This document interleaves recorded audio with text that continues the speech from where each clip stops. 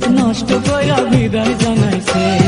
Police বেটা পরের পোলা দুঃখ বোঝে না, গিরাই গিরাই বাড়ি মারে সইতে পারি না।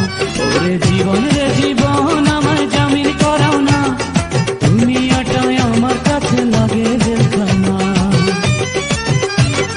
ছাইড়া দিছি খাতা কলম, ছাইড়া দিছি বই, এখন আমি মনের দুঃখে সিদ্ধি লইয়া বই।